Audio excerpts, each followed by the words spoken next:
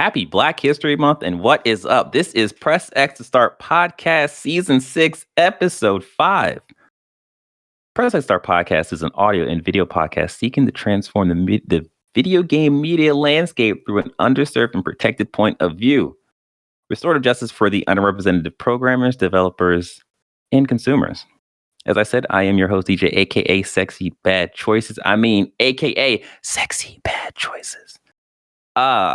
Also, because it's Black History Month and I do the thing that I do. Do you know who Andrew Augustine is? Anyone on the cast have any idea? No? Okay. Andrew Augustine is a game developer. He worked on Sims 3 Pets. So if you play Sims, yeah, pretty cool. He is a founder of Notion Games. He is Forbes 30 Under 30 2015 honoree in games. He's a creator of Super Ubi Island, Team Notion, and Up Ubi Remix.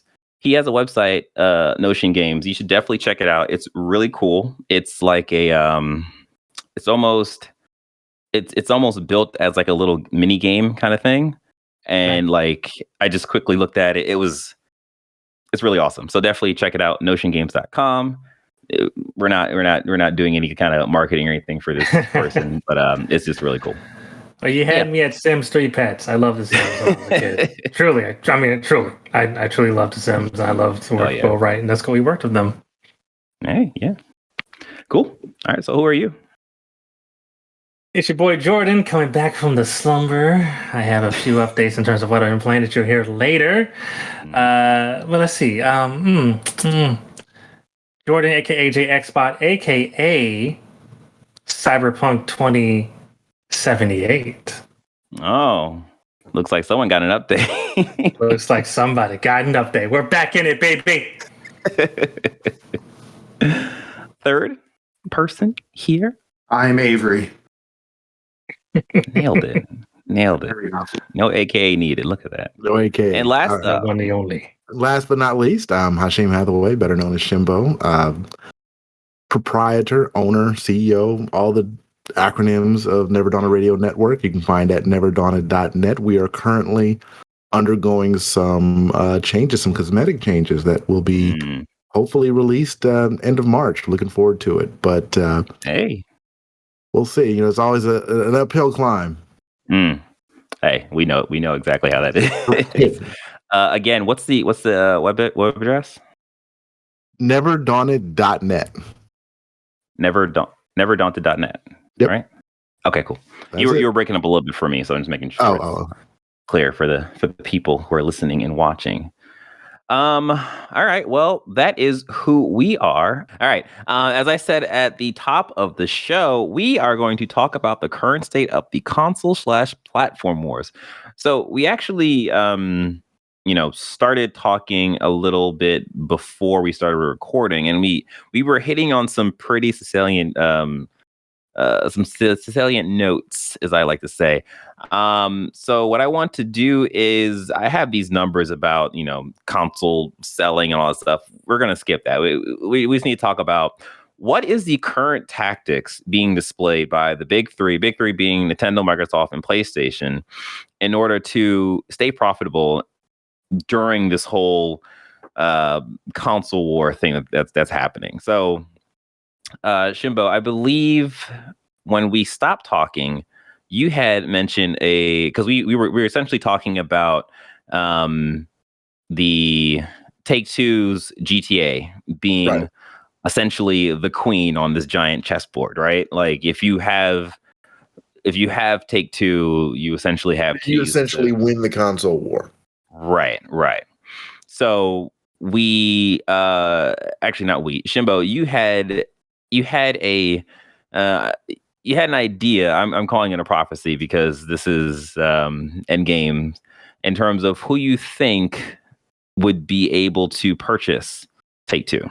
Right. If the idea that the console war is won by either Microsoft or Sony purchasing Take-Two Interactive, the probable thing, the thing no one is thinking about is the idea that the purchaser may not be either company, but rather Meta, better known as Facebook. Facebook, in creating their brand new metaverse, they're going to need developers who are really adept at building social worlds on a construct. And I think that you take a look at how the cities are built in Grand Theft Auto and the way in which people can move in and around the cities, buy property, existing property. Meta will look at this and say, hey, we need to integrate this into what it is that we're trying to do. Because unlike games like Warzone, Call of Duty, where you could put up billboards and have marketing devices and show things off, in a city, a modernized city, people can go into stores or do things, and they can spend real world currency in game and then get goods and services. And that the gamification of day-to-day commerce in a world where you can also have some action here and there, right, that's going to be very attractive. And I think that if neither Sony or Microsoft make that move because of regulation, they have to wait between purchases, Facebook Meta could be the company that comes in, buys this, and changes the entire thing. Because what we do know about Meta, Facebook, is this: they don't buy products, they don't buy applications so that they can continue to sell them under their name. I think Oculus is the only one that you can kind of say does that, but that's all been hollowed out, and that's Facebook. Yeah. So And it stands I to reason believe they that changed the name. I think they changed the name of Oculus to like Meta Oculus or something. Yeah, I know they stuck something Meta like that in there somewhere. Yeah. So while the idea of Grand Theft Auto will exist because it's very powerful IP, the game, I believe, will be hollowed out and reconfigured to fit more of a metaverse world and a metaverse feel. And that, I don't know that that's necessarily a bad thing, and that's the progression of gaming as a whole. I agree with you. I agree. Actually, it's actually like, as someone who's a casual Grand Theft Auto fan, and when I say that, that means like I will play. The only Grand Theft Auto I've ever played and beaten was GTA 5. I've played the other Grand Theft Autos, but that's only me as like a 13-year-old trying to get 5 stars and rampaging with cheats. So like I never really cared about any of the story or anything they were doing there. But I played Grand Theft Auto 5 and thought the story was pretty good and everything like that. So to that point, I don't see the issue with a company like Meta acquiring Grand Theft Auto for the Grand Theft Auto Online. Specifically, in a world where one of the things you talked about earlier was that, like, if they took on Take-Two, they would break that company up. And they keep for sure. Which means that the other parts of Take-Two that I actually do care about will probably stay in this. Probably stay in the spirit of gaming, and will probably be way more affordable for other companies within the scene to pick up and make content with. Yeah, that's actually a good point. Yeah, but there's also there's a trade-off here, because we've spent all our time talking about how Meta would like drool all over the Grand Theft Auto IP, but then what happens to Red Dead Revolver and then the Western universe, GTA Horsey? What happens to that? Because you can farm that off to another developer, but I can promise you it'll never be as good. The game would, in effect, be dead. As a person who was on the cast when we reviewed that game, I am perfectly fine them putting that game in the stable, locking that door, and burning that goddamn burn down to the ground. As someone who wasn't even on the podcast when that game came out and was reviewed, I also agree with that bullshit statement that DJ just said. Because I think the strength of Grand Theft Auto, the strength of Red Dead Redemption 2 will be intensified if that's the final note and they've moved on.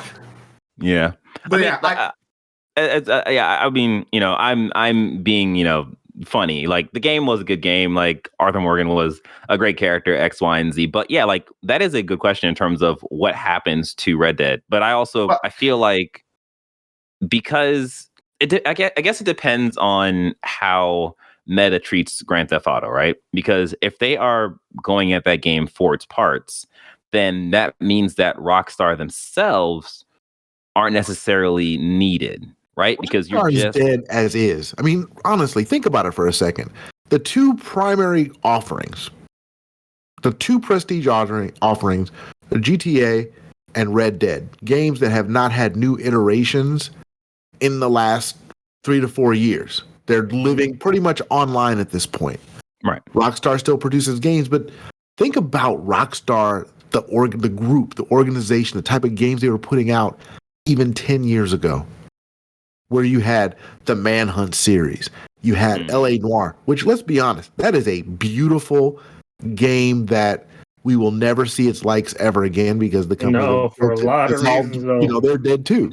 But the fact that Take-Two, but by extension Rockstar, put what I consider to be actual works of art, playable works of art, and they were fresh and they were funny and they were controversial. That doesn't exist now. Rockstar would never publish a title like Manhunt. Oh yeah, no. I mean that's the nature of being a AAA studio, though. Like we see that in a lot of places. Like we see that Activision was desperately trying to do that with Infinity Ward, Sledgehammer, and Treyarch in terms of like, this is going to be a Call of Duty house. Like we just want Call of Duty. We don't need any other your little creative ideas. No. We're doing just Call of Duty. Like because it's because game development is so expensive, they have to have sure bets. And I think Take-Two was just the canary in the coal mine in a way of like, for sure. This was going to happen. Yeah. Go ahead, Avery. I think also to that point that when we talk about Rockstar and their output and we talk about their like greatest achievement of games, it's from the Rockstar proper group who are making the Grand Theft Auto games entirely. So like, I'm of the mindset that if that sale, before we jump back onto actual other topics of the console war and platform wars, in that I'm of the mindset that the minute the sale for Take-Two goes out and an organization like Meta would come to hollow out Take-Two for the parts that it wants, that the last creative leads from Rockstar would leave because but would they need it? Well, they wouldn't be needed, which means we live in a world where if they still want to make games, it'd be super easy, especially in this world where we're seeing AAA indie groups form like hotcakes every other week. It would be super easy for them to then go out and make the same more interesting and provocative works of art under different banners with probably a bit more freedom because they're no longer shackled to this has to be a Grand Theft Auto or this has to be a Red Dead. Right, like look at Kojima. Like he got shit canned by Konami. He left there and then he started his new studio, made Death Stranding. That was great, and now he's working on a project with Xbox.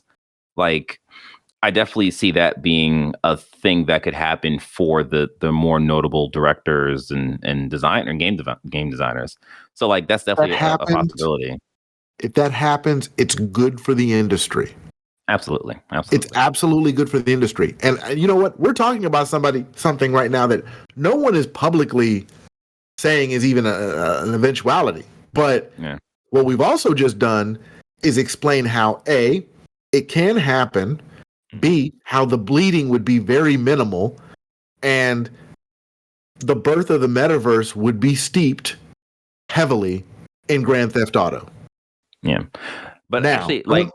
Go ahead. Okay. So I just wanted to say, like, you know, looking at that, but then taking two steps back, I think that's a very interesting thing for, you know, Meta to do, but that doesn't necessarily... I think it you know, of course it will affect Sony and Microsoft in their pockets, but I don't think it necessarily changes the dynamics between the two companies or even in fact, Nintendo's it doesn't. Part of the conversation. Right. So let's bring it back to the idea that the console war would be won if Take-Two went to either Sony or Microsoft. And the idea that, well, we're not going to, you know, Grand Theft Auto would never go exclusive because we got Game Pass, so on and so forth. So I looked at some of the numbers. Now, here's what we know for a fact. It is more expensive to produce the Xbox Series X than it has been for the PlayStation 5, at least prior to the pandemic. So the idea was always, if we're moving into next gen, And I believe that this is last gen. These consoles that we are looking at right now are the final consoles for like side to side scrolling. So these will live.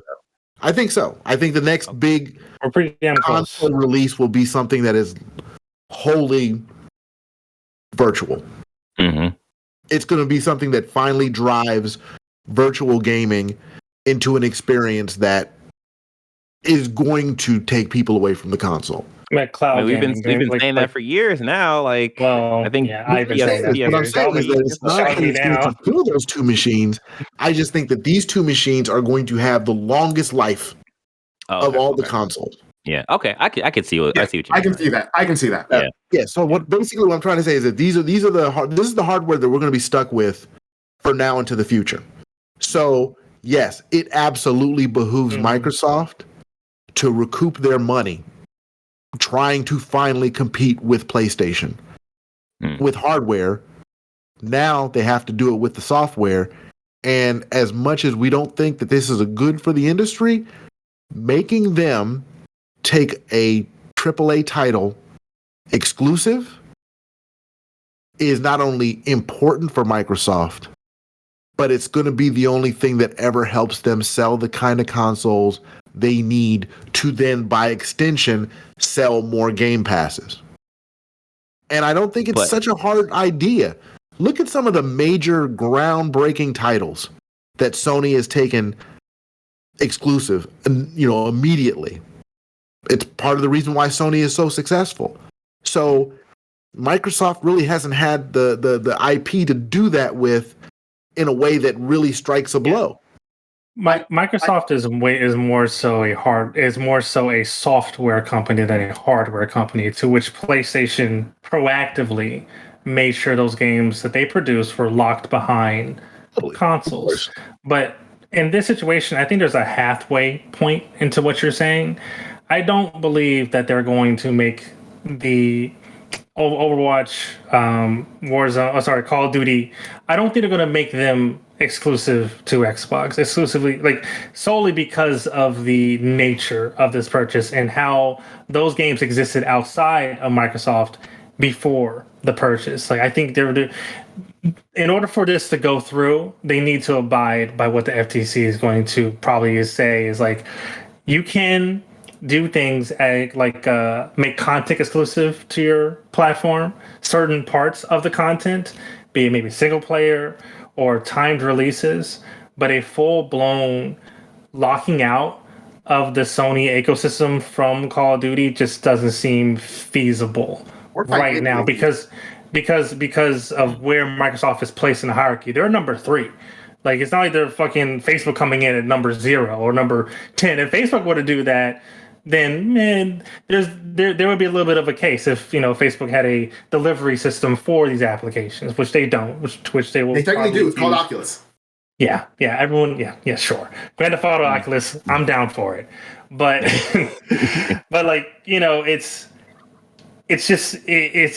it's too big. It's just too big. I mean, like there's going to be a situation where Call of Duty, I truly believe Call of Duty will be available via Game Pass, which makes it more compelling to play it on Xbox for the casual, purchaser, the casual video gamer. But for it to just be locked behind the Xbox ecosystem, I just don't see that right now. Let me put this in so that you can specifically respond to it. So let's talk about the half measure, because one of the things that you can do, what's already happening, is that you separate once and for all. You separate your story gaming from your online gaming. And so campaign missions can absolutely be 100% exclusive, and that will move the needle.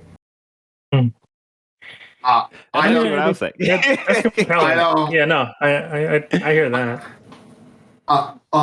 Before I get to Jordan's part, I just want to say based entirely on my observance of the Call of Duty ecosystem in regards to the type of people who play it, I don't think single player is going to move the needle in regards to Call of Duty sales. And then to what I was going to say earlier to Jordan, I agree. Sorry. What I want to say in regards to Jordan, it's now it's a little bit confused. I apologize, but in regards to hardware, I think with the proliferation of Game Pass and what Microsoft wants to do with Game Pass, they have given up the ghost in regards to hardware. I don't think, like, they're going to keep putting out hardware because they still want to have a space in the industry as a first party. But in regards to where they see Game Pass, like, if the Game Pass numbers will never reflect the numbers of Xbox consoles. In fact, in the future that Xbox wants, Game Pass should eclipse the totality. Well, it's at 25 million right now. It's 25 Game million Pass users is. right now. Yeah. That's the point I'm trying to make. Because I think Shimbo was alluding to them fighting on Call of Duty, bring exclusive to the Xbox ecosystem, would bring up the console sales. And for me, I don't think that's what where they see any value and interest in. What they see value and interest is in Game Pass, and their game plan is to get Game Pass everywhere. When xCloud works perfectly fine, and the ecosystem for like online gaming has perfected to where, hey, I'm in the first world. I live in a upper middle class house. I have pretty good internet, but I can tell you for the longest time, if Sean was here, he could also tell you that my internet was garbage. Like, we would play Apex, and I would be teleporting across the map, and I have good internet. So asking me to then play all my games from the cloud is always going to be a no-go for me. Well, it's always going to be. But when the internet infrastructure gets better, Microsoft is imagining a world where you buy a Panasonic TV and either Game Pass is built into its OS, or they have a tiny dongle that they can just plug in like a Amazon Fire Stick, and has access to xCloud and Game Pass, and that's you there. I mean, the ultimate holy grail for them would be to get Game Pass on both PlayStation and Nintendo, and I think that would only work in a world where they give up the ghost entirely on consoles, especially when both Sony is now pushing their Spartacus system. Well, not pushing it now, but we've heard about what it is, and that would really cause some interesting like cross section of issues with Game Pass in regards to content being on either platform and them competing against each other now directly via these means. And I do think that until the cloud gets better, I don't think playing Game Pass isn't just cloud, because PS Now is cloud. I mean, a good amount of PS Now is cloud. They have improved it to which you can download, but that's the thing. I don't believe that there's going to be a future if those two Game Pass is on either one of those consoles where it's a download version, especially in the case of the Switch. Especially in the case of the Switch.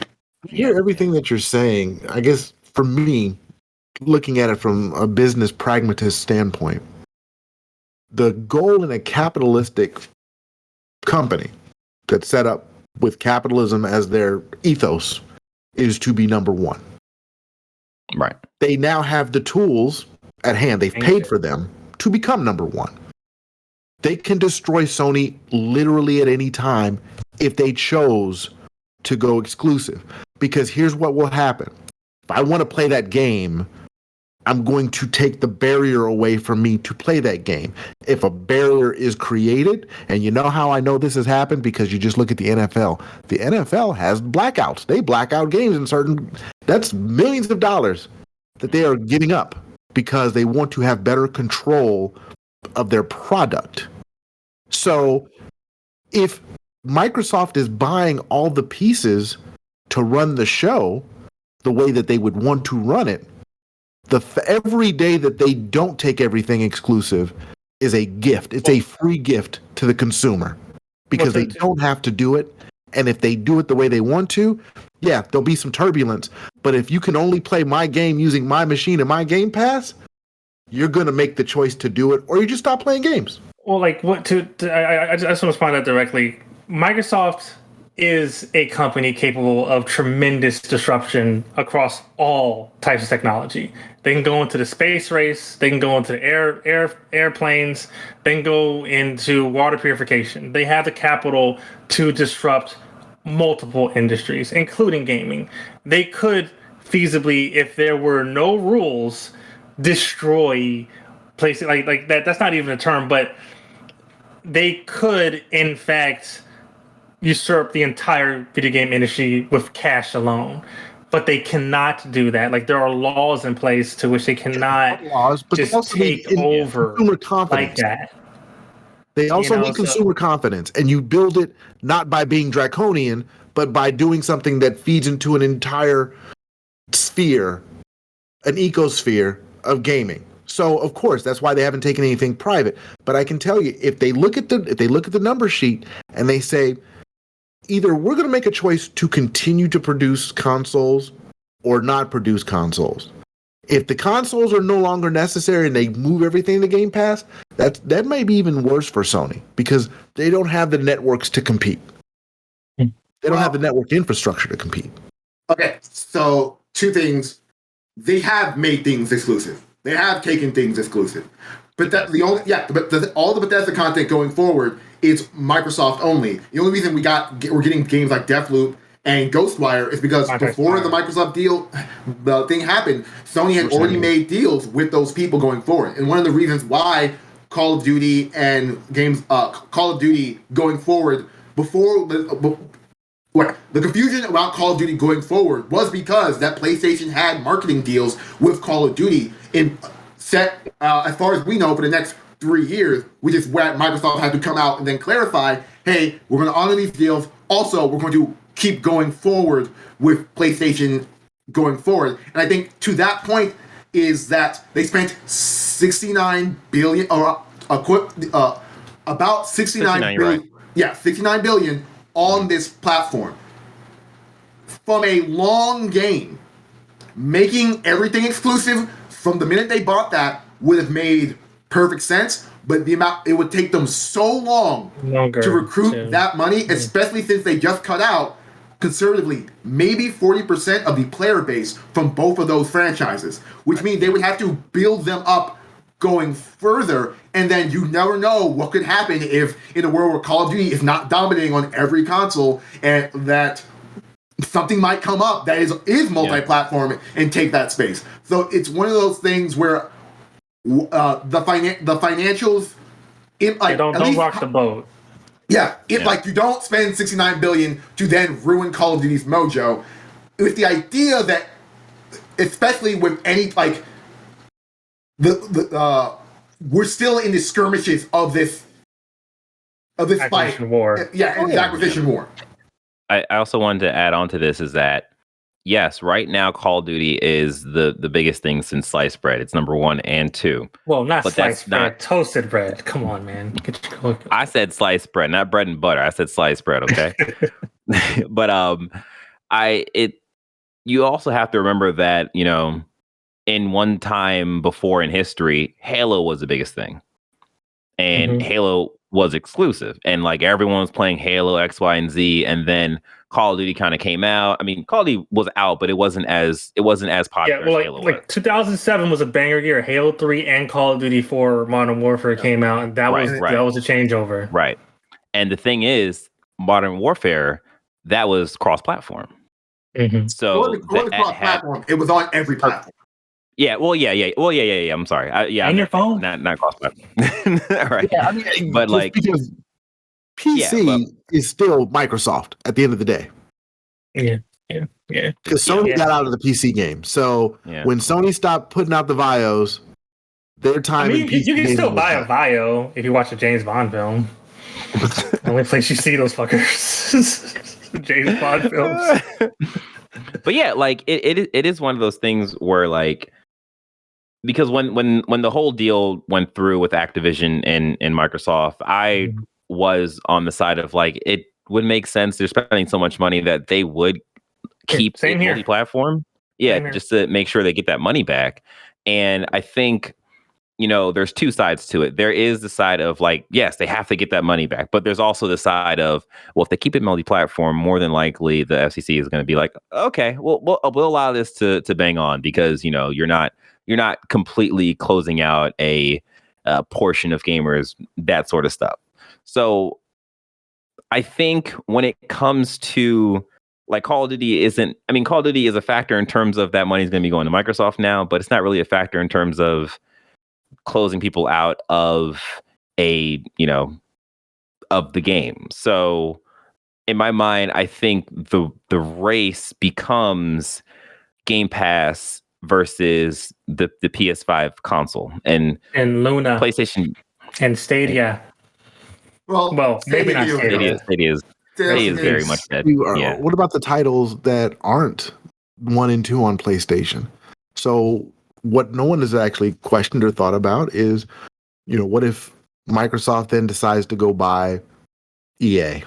Well, we've entertained those conversations. Scares me. And to make an earlier point, to talk to an earlier conversation, I'm of the mindset, this is me, Avery Williams, as a personal person, not Avery Williams, the pseudo analyst on this podcast, trying to figure out what's going on with this game. You're not pseudo. It's pseudo. It's pseudo. I don't know what I'm talking about. It's corporate acquisitions in that vein are disgusting to me. Like in terms of just like buying the whole thing. Buying the whole thing outright is just like that much money being spent is just kind of sickening to me. And like that's coming from, especially when there's no prior working relationship that makes the relationship make sense.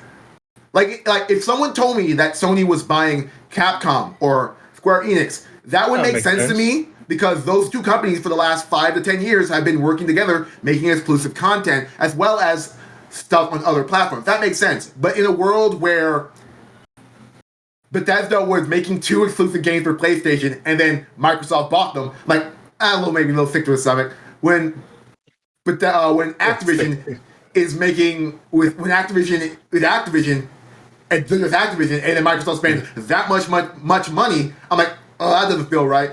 And to qualify something I didn't get to say when we were talking about the Bungie thing, I also kind of felt sick to my stomach about the Bungie thing because I couldn't tell what type of acquisition this was going to be based on the way it was brought out to me. Now, in the retrospect, it seems to be a partnership based entirely on services to make PlayStation games better, which I can see and understand.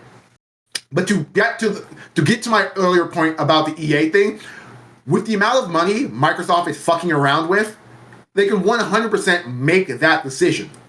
The question becomes then, at what point does it become too much?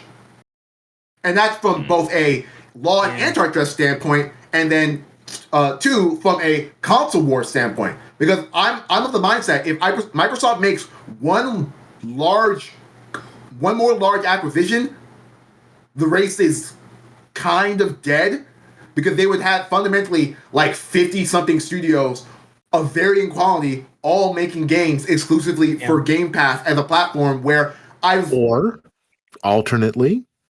Or Sony can then start paying attention to Nintendo and just create a product that lives inherently within them, meaning Sony has done this over the years.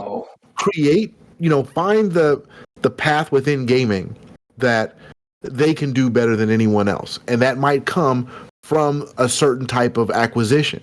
So just like I don't think Bungie's that acquisition, I'll be honest about that. No, because Bungie couldn't make a game better than Halo, just made another good game that people glommed on because it had a good community. I mean, not Halo 1, 2, 3 fine. Not that successful, but I mean, it was still there. Motherfuckers were shocked about to do gas servers shit. I'm just saying that Halo 4 came out solely made by the 343, the successors of Bungie.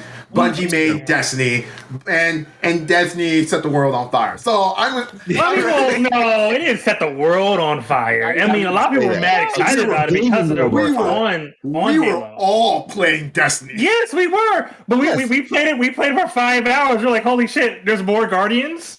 I thought I was playing one. Hey, Jordan. what DLC did you just pick I up bought Witch for, Queen because I have friends, DJ, other than you.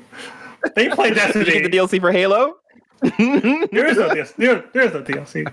Wait, where's this conversation going? I don't Exactly. know. Shush. Leave me alone. No, continue. No, so essentially what we're looking at is that Sony will have to look at their purchases from a more strategic standpoint. There's a lot of things in motion at Sony as a whole. Sony is going to be getting out of the movie making business. So whether they sell, they're getting out. They're getting out. So, man. They've been getting. Sony has been They make so quietly much money on that shit. Sony Pictures has been quietly for sale for about 4 years now. Quietly. Disney's gonna buy it then if that's the case. At this point, in terms of production, outside of what they're doing with the Marvel properties, the only moneymaker they have at this point is Spider-Man. And that is a licensing deal that only lives with Sony. So as Sony can sell based on the valuation of Sony Pictures, based on the money they've gotten from Spider-Man, that makes it more attractive for sale. Here's the problem. Here's the problem, because I've looked into this. The minute Sony Pictures tries to sell, they lose Spider-Man, aka the biggest. That's what I was saying, is that the rights revert, but they can use that for the valuation of Sony. And right now, Sony has something that's more valuable than the PlayStation department. Is their catalog of films. That's why Apple right now is 1 and 2 with Amazon. Amazon bought MGM, so they are not looking to purchase Sony Pictures at this time, the Columbia backlog. Apple, however, does want to make that purchase, but they know that they're not getting Spider-Man as a part of it. So that's not the issue. But the thing is that Columbia backlog, that back catalog, is very, very valuable. And Sony can very much take the proceeds from that sale and make a big, gigantic purchase that could change the face of gaming for PlayStation. So they don't. I think the best way to look at this, because I'm calling this the end of the console wars, not just because one's going to win over the other, but because we're moving to the metaverse. And the metaverse, and in terms of virtual technology and the way that plays out in our daily lives, it's not just playing the game anymore. It's the application of it to the gamification of our life, societal gamification. Games of service, it's scary shit, but it's real life. So I think the best path in order for the console wars to end is for them to evolve into a new ecosystem where some of your hardcore gaming is now handled by Microsoft. Nintendo handles things from a more childlike perspective, more safe, family-based gaming. And then you have, something in the middle where Sony can build something based on virtual worlds or whatever they want to do that's going to be based on, cornering the market on one type of gaming. I know. So Sony's going to keep on leading the charge of first-party bangers. Like when it comes to the big stories, that is still theirs, which is still a main driver of video gaming. So what if the God of War, how the ecosystem changes?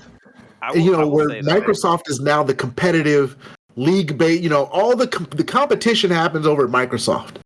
The world-building, expansive storytelling happens at Sony.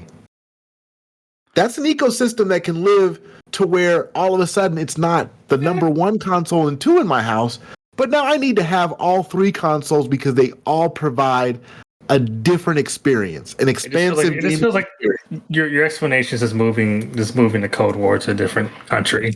It's like a proxy war type thing. The status quo is still there in a way. I feel like. Let me just go. I think in Shimbo's example, that really only works if Google just buys everything and just we're ending it. We own everything now. But I think when it really comes down to it, the console war kind of needs to happen, right? Or it kind of needs to propagate itself, because when you have this kind of inbred competition that creates what inbred competition? Oh, inbred? You don't like the word inbred, Jordan? I mean, there's other adjectives, other adverbs you can use, but sure, inbred. Oh, yeah. Okay. When you have this level of competition, that breeds that breeds like Sony wanting to produce, I don't know, like Last of Us, right? We're gonna make this exclusive. We're gonna make this like for innovation, a showstopper. Yeah, and like that, all that stuff kind of pushes technology forward. Yeah, and that's the things that we want. To that point, DJ, the only reason we're getting this, I guess, extended period of that Sony's focus is first-party, single-player, like game of the year IPs, is because there was a period of time where all Microsoft needed to do was release 3 games, and their console was a multi-platform machine, and like there was nothing Sony could do because they fucked up and made their console $600 at launch. And so Sony's strategy was, Gears of War is the only game that's going to come out in 2011.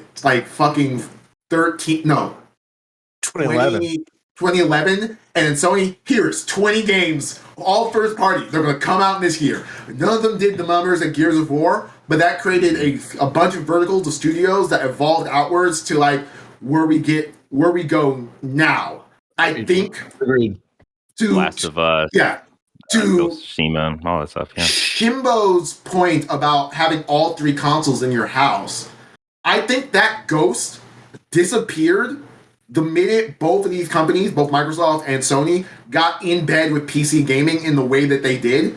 And then that's not even talking about the future of Game Pass and where that exists. And what I still think is Microsoft's like end goal with that service, where it's going to probably be, if Sony continues down the path I think they're going to, which is they have more, like, you bring up the Sony Pictures thing of just selling it for the Columbia like backlog and things like that to another studio. I just completely didn't think of, but like in terms of like actual monetary surplus that they could have to rival what a $69 billion purchase from Microsoft, that is entirely something that is 100% feasible to happen, and would instantly give them the bargaining power to make a Take-Two purchase or make more purchases to compete with what Microsoft is doing. But in my head, what's going to end up happening is we're going to live in a world where people can have a Switch or whatever future Nintendo console is there for the Nintendo first-party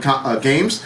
So people are going to have either whatever is the main PlayStation console or a gaming PC capable of running PlayStation games, or they're going to have or an Xbox and or a television that's capable of playing either or.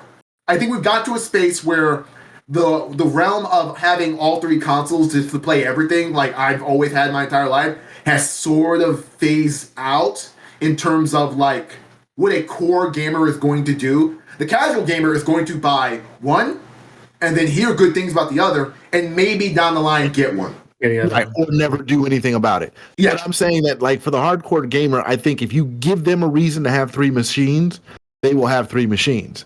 And the way that you do that is this sort of like parting of the ways where, you know, it would be very beneficial for Sony to buy Take-Two. It's more beneficial for Sony to buy Take-Two than it is for Microsoft. In fact, if Sony took Grand Theft Auto exclusive, it would be problematic. Well, Microsoft, but I don't know that it would be kind. I feel like it depends on what happens. That's definitely going to be antitrust. Well, here's the thing. That's going to be in the territory of like yeah, I agree 100% on that. However, it depends on what the nature of Grand Theft Auto Online is.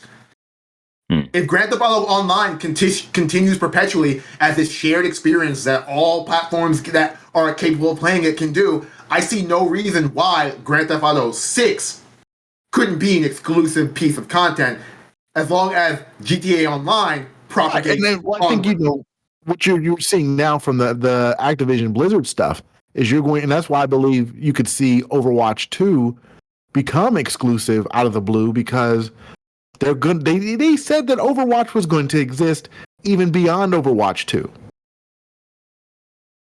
So yeah, it could just be, you get to have this, but the new stuff is over here. I think the problem though is there's 2 sides to this, right? There's the capitalist, the money making side as to why you make these decisions, but then there's the actual games themselves and the player base. So I feel like when it comes to multiplayer games, right now it is in Yeah, and it is a better sense to just have it's in a better sense. It's just better to have the games be multi-platform themselves, and then figure out a way of making it more enticing to play that game on Xbox. And I think that's what's going to happen with Call of Duty, right? Because we know that they're already going to go multi-platform, but we don't know exactly what their marketing strategy is in terms of how are we going to transition people from PlayStation to Xbox while they're playing Call of Duty on their PlayStations, because that's going to be the goal. But I think at the end of this, the hidden third wheel in the car is Nintendo, and I kind of feel like when it comes to the console wars, we always think Microsoft versus PlayStation, and no one really gives Nintendo any kind of seat in the room, other than the fact that Mario. But DJ, that was intentional. Nintendo did that to themselves. Like one of their older executives said, like it's a third ocean strategy. They said they don't want to compete with Microsoft and PlayStation directly. Yeah. They're still technical competitors, but in terms of strategy, they're doing their own little weird. Exactly. That's what kept them alive. But what I'm saying though, I think that is an ingenious strategy, because they have removed themselves from the conversation. It's just a conversation of comparing their games directly to PlayStation or Xbox, but their games are still great. Those games are still selling, and Nintendo is in no fear of anything. Like they're floating on their war chest of money. So I definitely good. It kills me to this day, because if Sega had only followed Nintendo's idea, Sega was moving too fast with Sonic. Sega's one of those companies that might be acquired soon. Right, but it's like a meaningless purchase. You're purchasing IP rights at this point. But Sega, as we knew them, have been dead for quite some time. That's not meaningless at all, in that Sega made the smart decision to buy Atlas at the time, and Atlas is now a part of Sega, and Atlas is they're the Persona team. And like there is a tremendous amount of value in Persona. Not just the Persona team. There's another game that Sega owns that's equally, if not more Sonic important. Team Sonic, right? No, not Sonic. He's talking about Yakuza. Yakuza. And I would argue that Yakuza's going through a renaissance right now. Love that game. It's, as someone who played the original Yakuza on PlayStation 2 like ages ago. Yeah, definitely. Like the renaissance of Yakuza is way different than the esteem of Persona. It just kills me, because it's like if I had a time machine, I would go back and say to them in a board meeting, do not compete with Sony. Compete with Nintendo. You can beat Nintendo. You can compete with Nintendo. You can't fight this off. The thing is, I consider they can beat Nintendo. I consider beating in so much that I think that if they had followed that, if they had done that, because they had the hardware. The Dreamcast is an amazing machine. And it is honestly the godfather of online gaming in terms of console online gaming, right? Right. And just a little bit more development into that would have made it a world beater. Remember, the Dreamcast network was still alive until after the PlayStation 2 had come out. Right. It had survived. And it had thrived. So as a person who just like really shitted on the Dreamcast just because it was in competition with the PlayStation, and I was a child back then, and it's like, nah, you're not gonna go after my king. Like, how dare you? Like, Dreamcast was awesome. Like, it was so ahead of its time. Its games was really cool. Jet Set Radio, like, still one of my most favorite IPs. Two of the strongest 3D Sonic games, Adventure 1 and 2. Yeah. A fantastic machine that was hampered by the fact that, we need third-party developers to... Think about it now. They weren't buying the developers back then, so the developers got to rule the world and said, you go where we go or you go nowhere. If Sega had just pulled their money, held back just a little bit, they could have bought they could have made at least one AAA purchase that would have helped them maintain relevance going into the future. They were in a much better position than Nintendo was with the GameCube, and we don't talk about it because Sega had to give up. They had to cede their position and, cede everything that made Sega great. And now, it's largely memories and good development teams. But when they backed out of the console wars, which I felt was too late. If you're going to back out after Genesis. Leave on a high note. Mm-hmm. Or if you thought that Sega CD failed, and it did, even though, ironically, look, everybody followed what Sega was doing. Sega put out disc-based console gaming first, then it was followed by PlayStation. Every innovation of the Dreamcast, followed by other people. It's just, they suffered from being too early and not having third-party developers willing to risk to make that machine the number one machine. They went for the easy money, and I don't blame them. Yeah, that's true. Okay, so we have gone super long for this, but it was a great conversation. So we will just end this with the question. We'll just go round robin. Who do you think will be the victor in this generation's, I guess, console war? It doesn't even have to be, Nintendo, Microsoft, or PlayStation. It could be Bandai with their Gundam. You never know. So we'll start with Shimbo. Who you think could possibly take it this generation? I think Microsoft can do it. I really think we can't have this conversation anymore until after we get out of the back end of the pandemic. We have to see what production numbers are like, and then we have to see how these machines are competing with the IP once they're available. We're having arguments over a console war where there are no guns available. Like we're just playing with ideas and memories, and at this point, until we get consoles in hand, we'll never see how great the games can really be. So that the word of mouth, because the casual gamer is the one that's being left out now because they don't have games to play. They don't have consoles to buy, so they can't play the games and they can't weigh in. So for now, I think it's status quo. I think while it was easy to say that the console war was won by such a major purchase, because we don't see the fallout because there's no games to play,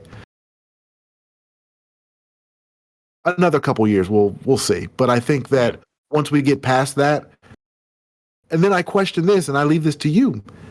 What if we get to the point in the console war where we've had to wait because of supply chain issues, because of the pandemic, that by the time we're on the other end of this, then you have Microsoft saying, look what Oculus is coming out with now, and it is the killer app.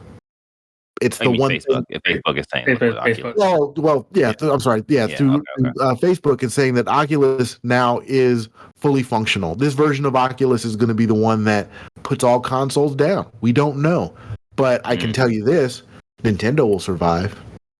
That's true. Jordan? The consumer wins. That's my answer now. Here's the thing about PlayStation.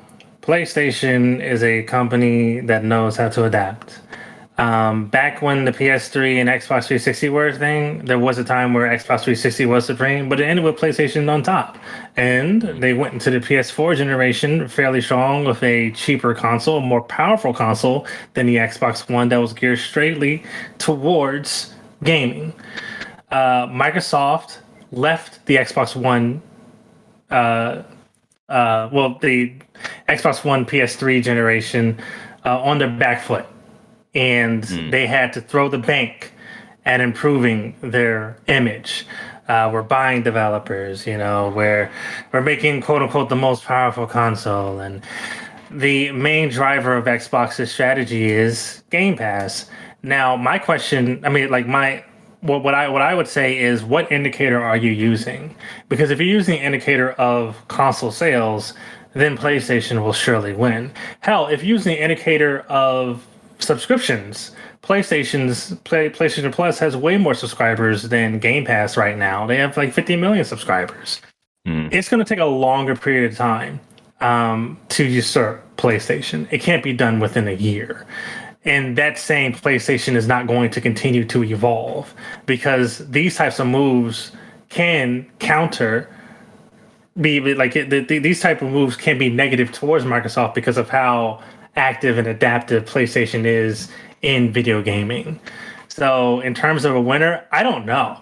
I don't know who the winner is going to be, but PlayStation is still very strong.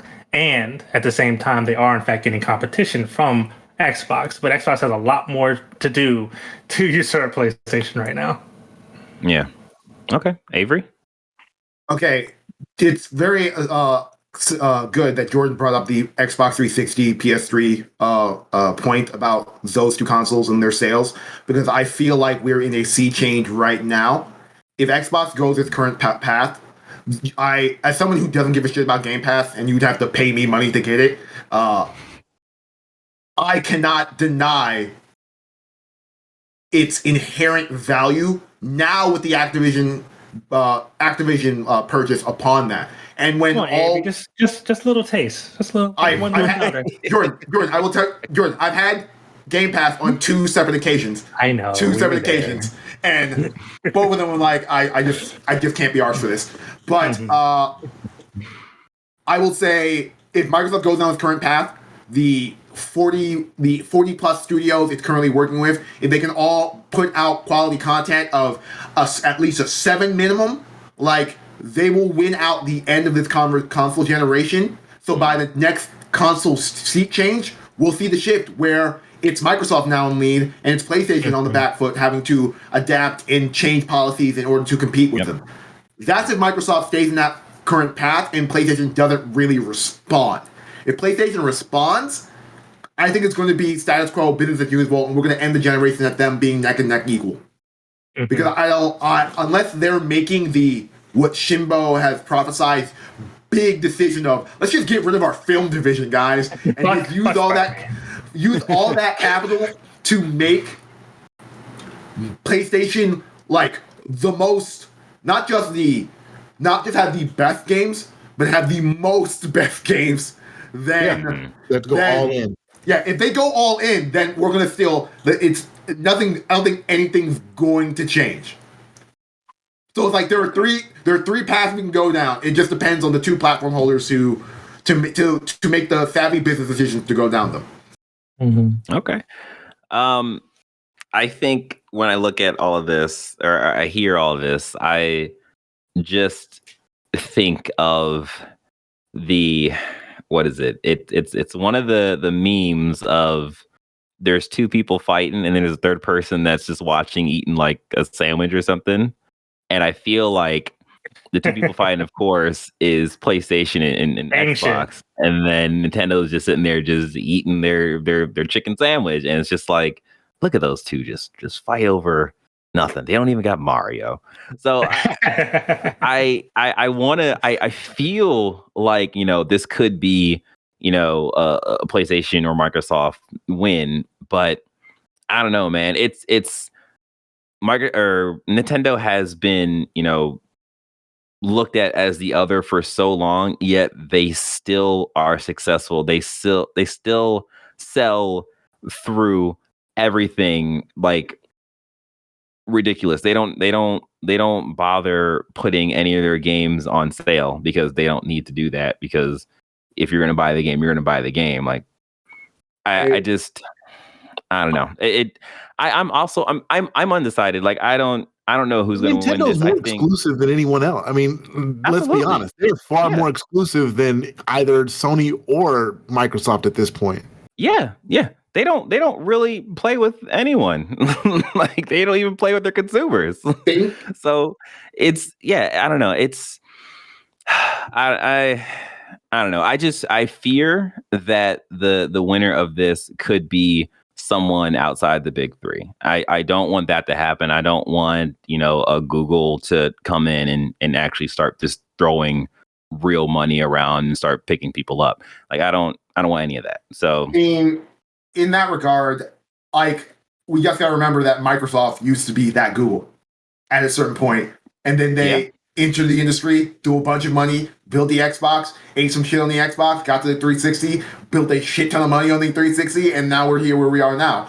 And to your Nintendo point, I agree that Nintendo will always win at the end of the day because the other 2 are fighting over each other. Yeah. But what's always going to keep Nintendo in number 3 is that their decision to make consoles that just underperform. Yeah. Like easy to make too. Easy to make, fairly accessible, and easy to purchase. Like yeah. So easy to purchase. So you know what? Maybe their console is underpowered, but if I want to buy a Switch today, I can go get a Switch today. Yeah. I think just to wrap this all up, I think when it comes to Nintendo, as I said earlier, I think the fact that the Steam Deck is going to be a contributing factor to them really considering what technology they put in the next Switch or the next whatever console they make, because it might not be a handheld, but they make next. But like, and at that point, I can buy a Switch and finally play Bayonetta 2 and 3. I'm not buying this current Switch. I'm gonna buy the next Switch for those 2 games. yeah. Well, knowing Nintendo, you buy the next Switch and you'd still have to rebuy Bayonetta 2 and 3 for those new consoles anyway. That is true. Okay. So that has been our heavy hitter. Oof. And it was heavy, boy. It was. So what we're going to do is we're going to split. Really, this is just for Marcus. We're going to split. Actually, no, it's not. I should tell the viewer this. Yes, I should. Okay. So we're going to split off the what we've been playing section from the general podcast. So that will be a separate thing that you can check out, and make sure you do that because we'll be talking about Horizon Forbidden West. So this has been a crazy and great episode of Press X to Start podcast with our guest Shimbo. We hope you enjoyed this episode as much as we enjoyed making it. Don't forget to rate and review us on your favorite podcasting app. This whatever you got on your phone. Don't forget to like, share, and subscribe on your favorite YouTube channel, which is ours. If you just want to see what we look like in person because, you just want to see more of us, you can go on our website at pressx2start.com. You're just going to see the same banner image, but, you can also go to our Instagram, do whatever you want to do. With that being said, we hope that you have a great day. You take care. And Shimbo, where can they go to see your content again? Neverdaunted.net. It's under construction, but hell, there's still plenty of things to see, read, look at. Plenty of stuff, more to come. Awesome. Cool. All right. You take care and you be safe. Peace out.